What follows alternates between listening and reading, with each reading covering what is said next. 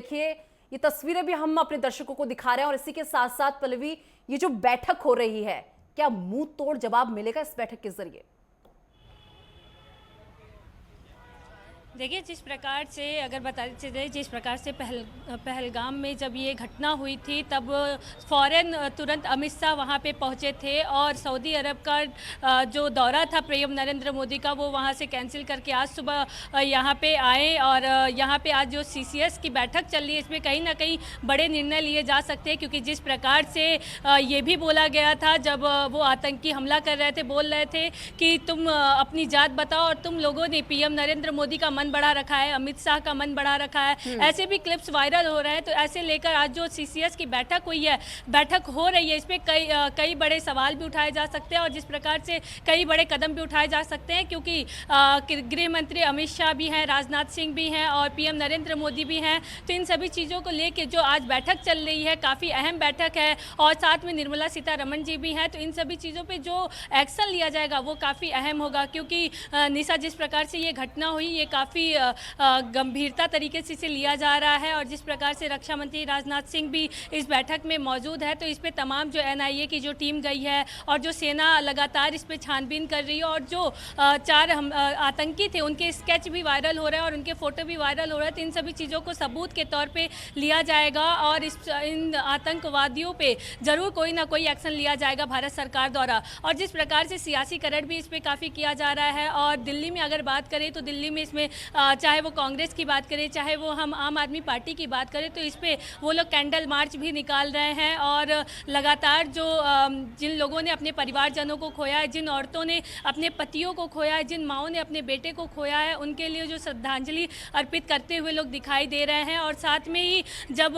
उन शवों को जब दिल्ली लाया गया तो जो दिल्ली की मुख्यमंत्री रेखा गुप्ता हैं और दिल्ली के अध्यक्ष वीरेंद्र सचदेवा हैं, वो लोग भी दिल्ली टर्मिनल 2 पे जाके वहाँ पे उन लोगों को श्रद्धांजलि देते हैं और फिर वहाँ से उनके घर वापस करते हैं। तो इन सभी चीज़ों पे मद्देनज़र रखते हुए जो आज सीसीएस की बैठक हो रही है, इस पर कड़ी निगरानी भी देखी जा सकती है। और जिस प्रकार से निशा, जो ये घटना हुई है, इस पर पीएम नरेंद्र मोदी का जरूर कहीं ना कोई एक्शन जरूर लिया जाएगा। बिल्कुल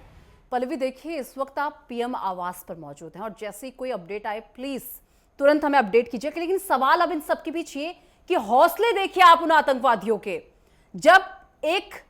पत्नी के सामने, उसकी आंखों के सामने उसके पति को मौत के घाट उतार दिया जाता है और जब पत्नी जाती कहती है जब आपने नहीं मार दिया है तो आप मुझे क्यों छोड़ रहे, आप मुझे भी मार दीजिए। तो तब उन आतंकियों के हौसले देखिए। वो कहते जा,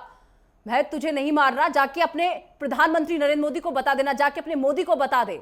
इस तरीके की बातें, आप हौसले देख रही हैं उनके, कैसे चेतावनी, सीधे चेतावनी देते हुए लोग नजर आ रहे हैं। बिल्कुल निशा, ये भी देखा जा सकता है कि जिस प्रकार से उन्होंने चेतावनी दिया, साथ में उन लोगों ने उसकी नाम पूछे और बोला कि भाषा पूछे और उसके बाद धर्म पूछने के बाद तुरंत उनको मार दिया जाता है। तो ये कहीं ना कहीं जिस प्रकार से तानाशाह दिखाया जा रहा है आतंकवाद की तरफ से, और कहा जाता है कि जो आतंकवाद होते हैं उनकी कोई जात नहीं होती, पर जिस प्रकार से वो जाति पूछ के हिंदुओं को मार रहे हैं, तो कहीं ना कहीं यहाँ भी बड़े सवाल खड़े होते हैं कि आखिर किस प्रकार से ये जो आतंकवाद है, क्या ये मुस्लिम कैटेगरी के हैं, क्या इस पे कोई समुदाय का भाव देखा जा सकता है। क्योंकि लगातार अगर बात करते चले तो वक्त को लेके जो लगातार बातें उठ रही थी और साथ में इन सभी के बीच में जो पहलगाम में जो घटना हुई, इन सभी को मद्देनजर रखते हुए कहीं ना कहीं ये बहुत ही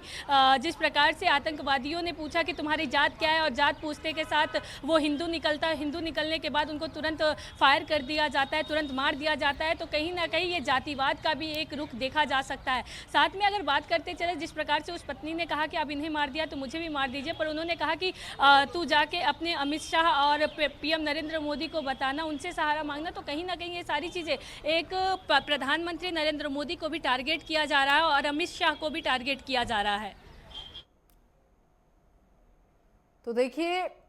तस्वीरें भी आपको दिखा रहे हैं कि किस तरीके की तस्वीरें हैं जो सच में एंकरिंग में जरूर कर रही हूं, लेकिन जब ऐसी तस्वीरें देखें तो दिल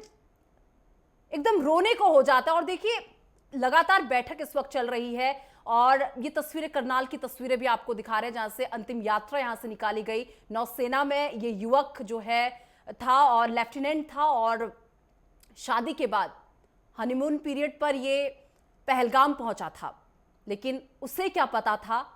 कि वहां जाकर कुछ ऐसा हो जाएगा कि वो अगली सुबह भी नहीं देख पाएगा। और चलिए, पल्लवी लगातार मेरी सहयोगी बनी हुई हैं। पल्लवी देखिए, सिर्फ एक सवाल पूछा जाता है, क्या तुम हिंदू हो, और गोली चला दी जाती है। पल्लवी।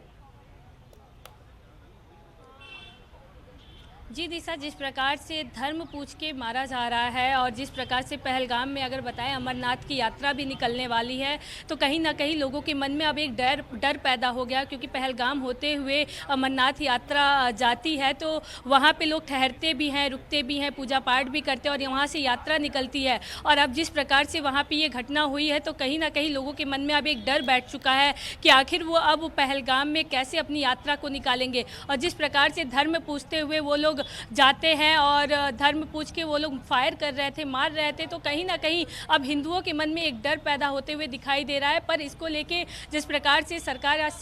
CCS की बैठक कर रही है, तो इन सभी चीज़ों पे तमाम जो निर्णय होगी वो निकाला जाएगा और देखा जाएगा निशा कि आखिर किस प्रकार से भारत सरकार इस पे कार्रवाई करती है और किस प्रकार से इन आतंकवादियों को खोजा जाता है। पल्लवी, हर किसी की नजर इस वक्त इसी बैठक CCS की बैठक पर ही हर किसी की नजरें टिकी हुई हैं, क्योंकि हर कोई चाहता है कि ईंट का जवाब अब पत्थर से दिया जाए। बहुत हो गया। फिलहाल बहुत शुक्रिया आपका हमारे साथ जुड़ने के लिए और तमाम जानकारी